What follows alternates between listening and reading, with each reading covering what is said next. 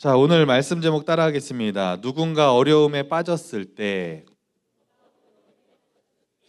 오늘 들어오면서 이거 설문조사 다 하셨어요? 네. 자, 일단은 요거 표 한번 보여주시면 우리가 이제 설문조사를 이렇게 한번 해봤습니다. 만약에 오늘 예배를 끝나고 오후에 길거리를 가다가 어떤 아줌마가 어떤 아저씨에게 맞고 있는 것을 목격을 한다면 나는 어떻게 행동을 할 것인가? 솔직한 심정으로 표현해 주세요라고 했는데 결과가 이렇게 나왔습니다. 한번 보여주실까요? 네, 경찰에 신고한다. 대부분 제일 많이 나왔고요. 누군가 신고할 것이라고 믿고 일단은 그냥 구경하겠다. 2명. 직접 가서 말린다. 17명. 신고한다가 28명이었고요. 4번 일정이 있기 때문에 그냥 가던 길을 간다. 난 그냥 상관없다. 4명. 한 명 더 붙였다. 5명. 그다음 기타. 성혁이 형 도와줘 라고 얘기한다.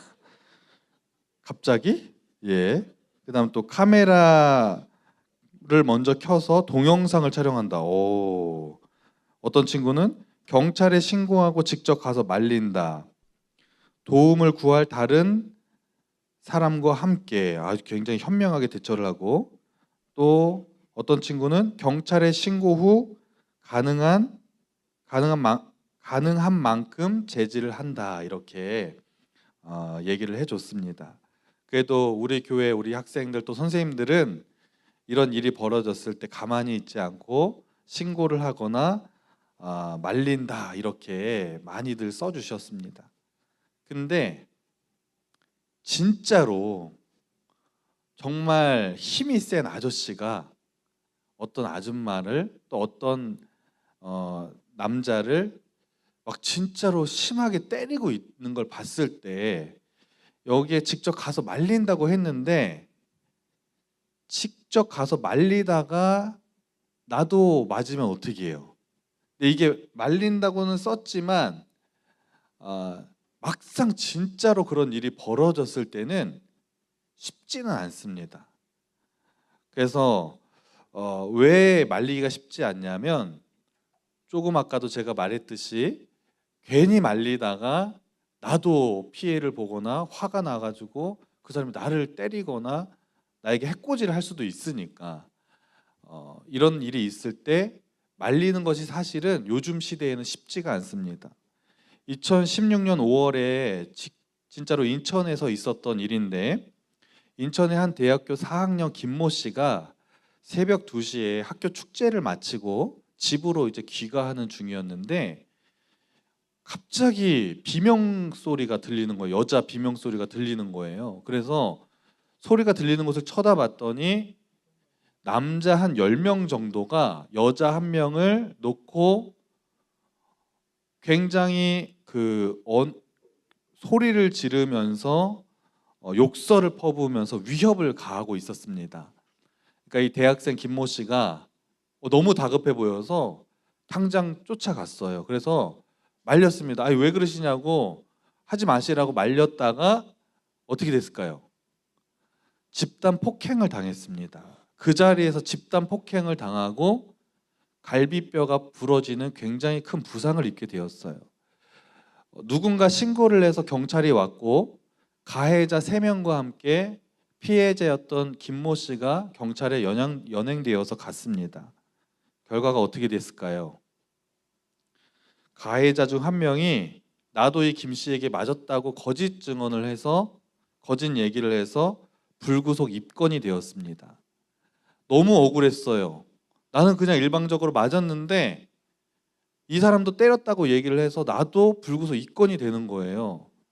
그래서 이거를 어떻게 증명하려고 그 피해자였던 여성을 찾았는데 찾지 못했어요. 그냥 그 여성은 그냥 가버렸어요. 그리고 그 주변에 있던 사람들을 찾아서 증언을 해달라고 얘기했는데 다들 자신들도 피해를 볼까봐 증언을 꺼려하고 안 해줬습니다. CCTV 영상이 있었는데 어두워서 잘 보이지 않아서 오히려 이 사람이 피해자가 돼버리는 피해자 겸 또 자신도 가해자가 돼버리는 너무나 억울한 일을 당한 것이 뉴스에 보도가 된 적이 있습니다. 여러분, 이처럼 요즘 시대에는 누군가를 괜히 도와줬다가 오히려 내가 피해를 보는 사례들이 많이 발생을 하고 있어요. 그래서 사회의 풍조가 어떤 느낌이냐면, 누군가가 어려움에 처해 있을 때 나도 피해를 볼 수 있기 때문에 건들지 마라, 이런 얘기들을 주변에서 많이 하는 것을 볼 수 있습니다. 여러분, 그래서 프랑스 같은 나라에서는 이런 일들 때문에 정말 어떤 여성이 엄청나게 폭행을 당하고 어떤 남성으로부터 새벽에 폭행을 당하는 일이 있었는데, 그리고 막 칼에 찔리는 일도 발생했는데, 그것을 30명의 이상이 목격했는데 아무도 도와주지 않고 다 지나쳐 버려서 그 여성이 죽고 말았어요. 이게 사회적으로 이슈가 돼서 1960년대에 법으로 하나가 제정되었는데, 선한 사마리아 법이 만들어졌습니다. 들어본 적 있으세요? 이게 무슨 법이냐 하면, 누군가 생명의 위협을 느끼는 일이 있을 때 그것을 그냥 도와주지 않고 방치하면 처벌을 받는 법이 생겼다고 하는 것입니다.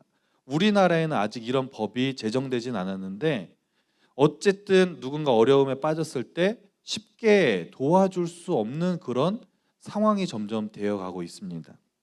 그렇다면 우리는, 하나님을 믿는 사람인 우리는 이처럼 누군가 어려움에 빠졌을 때 우리는 어떻게 해야 될까?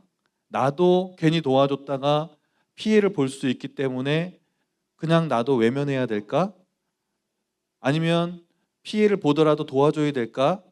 이런 부분에 대해서 오늘 본문을 통해 하나님을 믿는 우리들은 어떻게 행동해야 될지 함께 말씀을 나누기를 원합니다.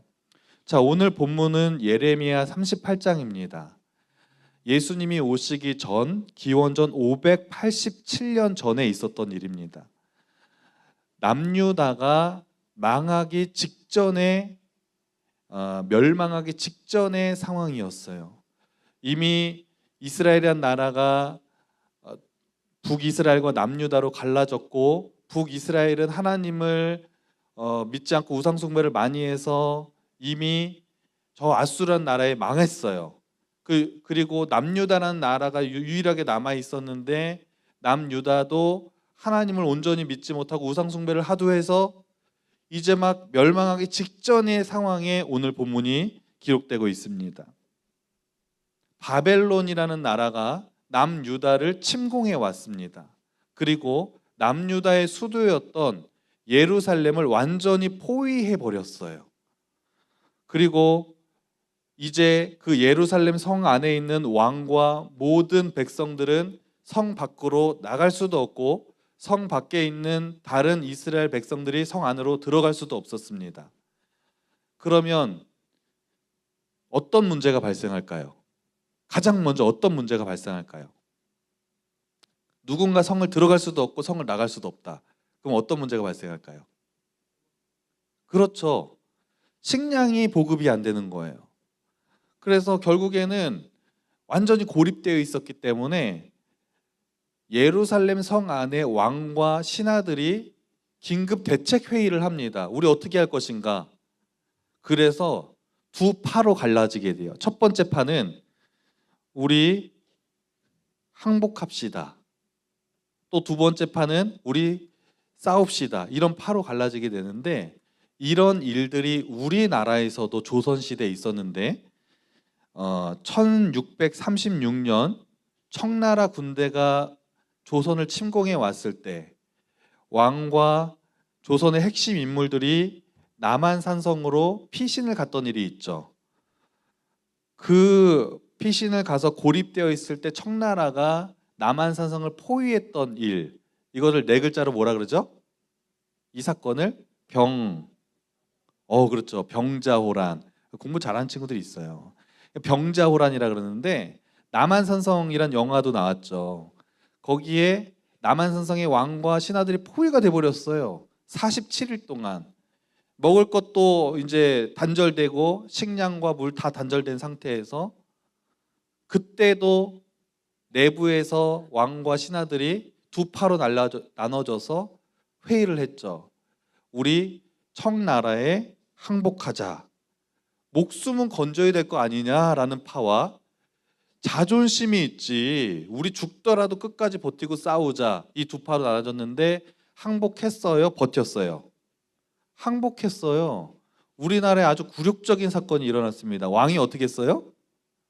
왕이 내려와서 절을 하는 그런 일들이 벌어지고 굴욕적인 일들이 있었습니다. 똑같은 일이 지금 예루살렘에도 일어나게 되었어요. 예루살렘 성에 있는 왕과 신하들이 대책회의를 하는데 두 파로 갈라진 거예요. 우리 항복합시다. 그래도 우리 목숨은 건져야 될 거 아닙니까? 또 한편에서는 이스라엘 사람들은 자신은 하나님으로부터 선택받은 사람이라고 하는 자부심이 굉장히 큰 사람들이었어요. 그러니까 우리 자존심이 있죠. 어떻게 우리가 저 바벨론 나라에 우리가 항복하냐, 우리 끝까지 버티고 싸웁시다, 죽더라도 싸웁시다, 이런 사람들의 의견이 있었습니다. 그리고 이런 사람들의 의견을 옹호하는 사람들이 또 했던 말은, 그 당시에 거짓 선지자들이 너무 많았는데 거짓 선지자들이 하나같이 하는 얘기는 저 바벨론은 결국 망할 것이다, 이스라엘에는 다시 평화가 찾아올 것이다, 이렇게 계속 거짓 선지자의 그 말들을 믿고 사람들이 끝까지 버티는 것을 계속해서 선택하고 있었습니다. 그때 하나님께서 예레미야 선지자를 통해 그 남유다 백성들에게 말씀하시는 거예요. 어떤 말씀을 하시는지 2절 말씀 다시 한번 읽어볼까요? 시작. 여호와께서 이와 같이 말씀하시되 이 성에 머무는 자는 칼과 기근과 전염병에 죽으리라. 그러나 갈대아인에게 항복하는 자는 살리니 그는 노량물을 얻음같이 자기의 목숨을 건지리라. 아멘. 하나님이 항복하래요, 싸우래요? 항복하라고 말씀하고 있습니다. 갈대인에게 항복하는 자는 살리니, 바벨론에 너네 항복해라. 그럼 너네 목숨은 건질 수 있다. 하나님이 예레미야를 통해서 말씀하셨어요. 그러면 그 말씀에 순종해서 그냥 항복하면 돼요. 그러면 살 수 있어요. 그런데 이스라엘 백성들이 끝까지 그 말을 듣지 않고 버티고 있는데, 예레미야가 아무리 하나님의 말씀이지만 그 말을 이스라엘의 지도자들에게 그 하나님의 말씀을 딱 선포하니까 이스라엘 지도자들이 화가 났어요. 아니, 우리 자존심이 있지, 어떻게 그런 말을 하냐, 너 매국노냐, 그러면서 오히려 진짜 선지자였던 예레미야를 미워하고 예레미야의 그 말에 화가 나서 왕을 설득해가지고 저 예레미야를 죽여야 됩니다, 저기 밖에 구덩이가 있는데 구덩이에 던져버립시다, 그리고 왕이 그것을 허락해 줍니다. 그래서 이스라엘의 지도자들이 그 예레미야를 밖으로 끌고 가서 구덩이에다가 던져버립니다. 그 구덩이는 입구는 좁지만 항아리 모양으로 아래쪽에는 이렇게 넓게 되어 있어서 한 번 빠지면 스스로 절대로 나올 수 없는 구덩이였어요. 깊이는 한 4m에서 6m, 지금 건물로 말하면 한 2층 정도의 높이가 되는 곳입니다. 아무리 날렵하고 뭐 해도 절대로 나올 수 없는 구조가 되어 있는 그런 구덩이입니다. 그 구덩이는 사실 빗물을 이렇게 저장해서 물을 이렇게 사용하는 곳인데, 비가 하도 안 와서 마르고 말라서 바닥은 물이 이제 다 이제 없어지고 진흙으로 되어 있는, 바닥은 진흙 상태여 있었습니다. 예레미야가 하나님의 말씀을 온전히 전했는데 오히려 억울하게 그 구덩이에 갇혀서 이제 시간이 지나면 죽을 수밖에 없는 그런 위험한 상황에 놓여지게 됩니다. 여러분, 예레미야가 얼마나 억울했을까요? 자신은 하나님의 말씀을 전했을 뿐인데 이렇게 비참하게 구덩이에 빠져서 내가 죽게 되다니, 얼마나 억울하고 답답하고, 그러면 하나님은 왜 내가 이 구덩이에 빠지는 동안 가만히 계시는 걸까? 그런 마음이 들지 않겠습니까? 우리도 신앙생활 하다 보면 나는 바른 말을 하고 하나님 뜻대로 사는데 오히려 내 삶에 억울한 일이 있을 때가 있어요, 없어요? 있죠. 다른 친구에게 바른 말을 했는데 오히려 그 친구가 나를 미워하고 내가 어려운 일을 당할 때가 종종 있습니다. 예레미야가 구덩이에 빠졌다는 그 구덩이에 이제 빠졌다는 사실을 왕궁에 있는 모든 사람들이 다 알게 되었어요. 소문이 다 퍼졌어요. 그리고 사람들은 다 알고 있었어요. 예레미야가 하나님의 선지자라는 사실을 알고 있었어요. 저렇게 되면 안 된다는 것도 알고 있었어요. 그런데 그 누구도, 왕궁에 있는 그 누구도 예레미야를 구해야 되지 않겠어요? 라고 말하는 사람이 단 한 명도 없었습니다. 마치 우리 사회에서 누군가 어려움을 당할 때 아무도 도와주지 않았던 것처럼. 그런데 그때 어떤 한 사람이 등장합니다. 그리고 왕을 찾아가요. 왕에게 얘기합니다. 왕이시여, 그러시면 안 되죠. 예레미야 선지자가 이렇게 죽게 놔두는 것은 아니라고 생각합니다. 왕의 선택이 잘못되신 겁니다라고 갑자기 어떤 한 남자가 왕을 찾아가서 얘기한 거예요. 왕이시여, 그렇게 하면 안 됩니다라고 얘기하는 거는 왕이 이거 결국에 예레미야를 구덩이에 집어넣는 거를 왕이 허락했어요, 안 허락했어요? 왕이 허락한 거예요. 그러니까 왕 그렇게 하면 안 된다고 얘기하는 것은 왕에게 반역하는 거고, 잘못하면 그냥 그 자리에서 사형을 당할 수도 있는 거예요. 그런 위험을 감수하고 어떤 남자가 왕에게 솔직하게 소신 있게 얘기를 한 거예요. 그랬더니 왕이 그러냐? 그러면 살려줘라, 그렇게 얘기했어요. 이상하죠? 그 왕은 시드기야라는 남유다의 왕이었는데 남유다 역사의 마지막 왕이었고 굉장히 우유부단한 왕이고 신하들에게 휩쓸리는 왕이었어요. 소신이 없는, 믿음도 없는 왕이었어요. 그런데 이 남자는 누구였고, 이 남자는 왜 예레미야를 구하려고 자기의 목숨까지 걸었던 것일까? 그 남자의 이름은 바로, 따라하겠습니다, 에벤멜렉. 이 사람은 사실 이스라엘 사람이 아니었어요. 성경에 보면 어디 나라 사람이라고 나와 있어요? 구스 사람, 지금으로 말하면 에티오피아 사람. 그러니까 외국인이에요. 외국인이 왕궁에서 외국인이 어떻게 왕궁에 있고, 그 왕궁에 있는 외국인이 왜 자기 동족들도 가만히 있는데 예레미야를 왜 그렇게 구하려고 했을까? 사실 이 외국인이었던 에벤멜렉은 그 왕궁의 신하였어요. 그 당시 고대 사회는 외국인들이 어떤 나라의 신하로 일을 하는 경우가 많이 있었습니다. 능력이 있고 어떤 탁월한 인재들은 외국 사람들도 이렇게 고용해서 쓰기도 했어요. 그래서 여러분, 요셉도 어디의 총리로 일했었죠? 애굽의 총리로. 다니엘은 어디의 총리로? 바벨론의 총리로 일하는 경우가 있었지 않습니까? 그러니까 에벤멜렉도 실력이 있어서 남유다의 어떤 특별한 일을 맡는 신하로 일을 하고 있었는데, 에벤멜렉은 어떤 사람이었냐면 하나님을 정말 신뢰하는 사람이었어요. 믿음의 사람이었고 늘 하나님을 신뢰하면서 믿음으로 살고 있는데, 누가 구덩이에 빠졌어요? 예레미야. 하나님의 사람인 예레미야가 구덩이에 빠졌다는 사실, 그가 지금 죽을 위기에 놓여 있다는 사실을 딱 듣자마자 가만히 있을 수가 없었어요. 나는 하나님을 믿는 사람이고 믿음의 사람인데 정말 하나님의 말씀을 전하시는 선지자가 저렇게 빠져 있다니, 이거는 가만히 있으면 안 되지. 내가 목숨을 잃을 수 있을지언정 그래도 그러면 안 되겠다라고 생각을 하고 왕에게 나가서 용기 있게 자신의 생각을 얘기했고, 하나님이 도와주셔서 결국에 예레미야를 구하게 됩니다. 여러분, 그리고 목숨을 건 그 용기 있는 에벤멜렉의 믿음을 하나님이 기뻐하셨어요. 그래서 하나님이 뭐라고 말씀하시냐면 예레미야 39장 16절부터 18절을 읽어보면은 이렇게 하나님께서 말씀하세요. 에벤멜레가 네가 한 일을 내가 보았다. 그리고 내가 너를 지켜줄 것이다. 이렇게 하나님께서 말씀하십니다. 결국에 여러분, 남유다 백성들은 우리 조선은 그때 병자호란 때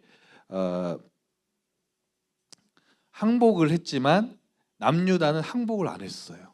하나님이 항복하라고 했는데도 끝까지 버텼습니다. 2년 동안을 버티다가 결국에 어떻게 됐을까요? 망했어요. 그리고 망하는 날 엄청나게 많은 사람들이 죽습니다. 예루살렘 성전과 그 성은 완전히 불타고요. 시드기야 왕은 두 눈깔이 뽑히고요. 시드기야 왕의 아들들은 왕이 보는 앞에서 다 사형을 당해버립니다. 너무 비참한 일들이 많이 벌어지고 망해도 이렇게 망할 수가 없었어요. 근데 에벤멜렉은 살았을까요? 죽었을까요? 사실 왕궁의 신하로 있었기 때문에 더 죽을 확률이 높았는데 하나님이 에벤멜렉을 완전히 보호하시고 지켜주셨습니다. 왜 그러셨을까요? 하나님을 향한 신뢰하는 믿음으로 예레미야를 용기 있게 구출한 그 믿음의 행동을 보셨기 때문에 하나님이 에벤멜렉을 살려주신 줄로 믿습니다. 여러분, 하나님은 지금도 어려움에 빠져 있는 사람들을 긍휼한 마음으로 바라보고 계세요. 그리고 그들을 도와줄 손길을 찾고 계십니다. 여러분, 하나님이 왜 오늘 이 본문의 말씀을 우리에게 듣게 하시는 것일까요? 분명히 우리 주변에 어려움에 빠진 사람들이 있습니다. 우리 가족 중에서도 있을 수 있고 우리의 친구들, 직장의 동료들, 우리의 이웃들, 우리의 눈을 조금만 돌려서 이렇게 바라보면 힘들어하고 어려워하는 그런 사람들이 있습니다. 우리는 그렇게 말해요. 내 믿음 하나 지키기도 힘든데 어떻게 주변을 바라볼 수 있지? 라고 하지만 하나님은 우리가 내 믿음 하나만 지키고 살아가는 것을 절대로 원치 않으십니다. 하나님은 내가 믿음을 지키면서 살아가는 동시에 내 주변에 어려움에 빠져 있는 사람들을 하나님의 이름으로 돕기를 원하시는 줄로 믿습니다. 그래서 여러분, 에벤멜렉처럼 하나님을 신뢰하는 믿음으로 먼저 살아가시고 또 내가 주변을 돌아봤을 때 혹시 어려움에 빠져 있는 사람이 있다면 하나님께 기도하는 거예요. 하나님, 그를 위해서 내가 어떻게 도울 수 있을까요? 하나님이 주시는 그 지혜로 여러분 그것을 용기를 내어서 그 어려움에 빠진 사람을 돕게 되기를 간절히 축복합니다. 여러분, 학교에 가면 학교에 적응 못하는 친구들이 있어요? 없어요? 꼭 있죠. 다 잘 어울리는데 왕따 같지는 않은데 좀 소외되어 있는 친구들이 눈에 보일 수 있어요. 근데 나는 내 친구들이 있기 때문에 나는 괜찮거든요. 그런데 소외되는 친구들이 만약에 있다면 가서 따뜻한 한마디 말이라도 건네주는 것, 이것이 바로 하나님이 원하시는 믿음의 행동인 줄로 믿습니다. 우리가 거창하게 무엇을 엄청나고 대단한 것을 하지 않아도 됩니다. 그런데 누군가 어려움에 빠져 있는 사람을 봤을 때 작은 행동이라도 그것을 실천하는 것을 하나님은 에벤멜렉을 바라보고 계셨던 것처럼 우리의 그 믿음의 행동을 다 지켜보실 줄로 믿습니다. 특별히 우리 여기 계신 우리 선생님들, 우리 학생들이 무엇 때문에 힘들어하는지, 무엇 때문에 어려움을 겪고 있는지 조금 더 관심을 가져주시고 사랑의 눈으로 바라보고 계시고 그들에게 따뜻한 말 한마디와 더욱더 관심을 가져주시기를 부탁을 드리겠습니다. 그래서 이번 한 주간 살아갈 때 어려움에 빠진 사람들을 용기를 내어서 돕고 하나님을 신뢰하는 믿음으로 살아가는 우리 모두가 되기를 간절히 소망합니다. 기도하겠습니다. 하나님, 예레미야는 죽을 수밖에 없는 위기에 놓였지만 에벤멜렉의 용기 있는 믿음을 사용하셔서 그를 구하셨던 것처럼 하나님, 이 땅에 너무나 힘들어하고 어려워하는 그 영혼들이 있다면 하나님, 오늘 말씀을 들은 우리를 사용하여 주셔서 그들을 도울 수 있는 믿음을 더하여 주시고 우리가 특별히 하나님을 신뢰하는 믿음으로 한 주간을 살아갈 수 있도록 인도하여 주옵소서. 이 모든 말씀 예수님의 이름으로 기도합니다. 아멘.